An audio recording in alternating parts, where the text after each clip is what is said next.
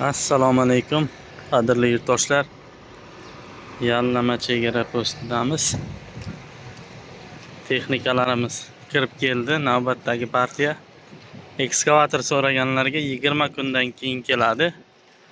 Ekskavatorlar kattasi ham, kichkinasi ham har xilidan kelyapti. Hozir betonameshalkali pogrosshigimiz komplekt kelgan. Bittasini laboy sinib qopti. Laboy stiklo yangi qo'yib beramiz buni.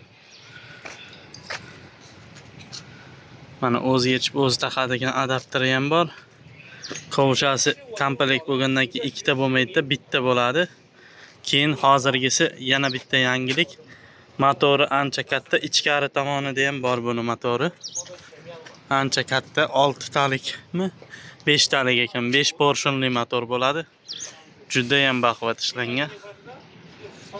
Mana laboy sinib qolgan. Buni qo'yib beramiz o'zimiz, yangi laboy.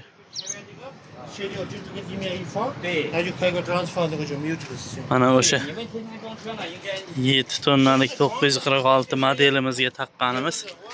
Mana motori.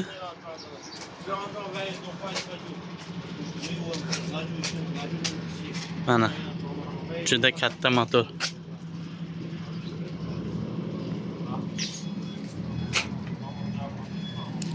Buni ustiga hech qanaqa krilo shart emas.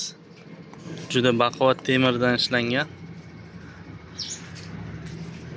Agar yana ham cho'michini kattaroq qilaman desalaring, bir qarish bu yerga plastina varid qilib yuborasizlar. Mana lyuklari bilan kelgan. 92 kilovatli 125 ot kuchi motori, Hyundai motor, 4 portionlik. Telefon qilaveringlar. Pagroshiyni o'zi 1,5 kuba toshni ko'taradi, 2,5 tonna yuk oladi bir ko'targanda. Biz buni sinab ko'rganmiz, ko'tarib.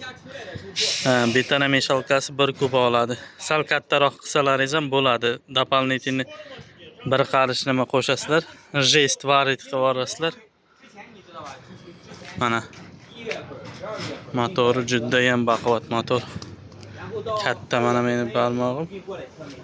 Mana qanday katta narsa juda. Ruselini qilingan avvalgi motordan bu ancha baquvvat kelgan. Oynasi o'zidan o'zi maydalanib ketgan ekan. Mana yangi laboy stiklo qo'yib beramiz bittasiga. O'zi 3 ta dona kelgan. Harakat qilinglar, uspet qilinglar. Kim ulgursa ulgurib qolsin.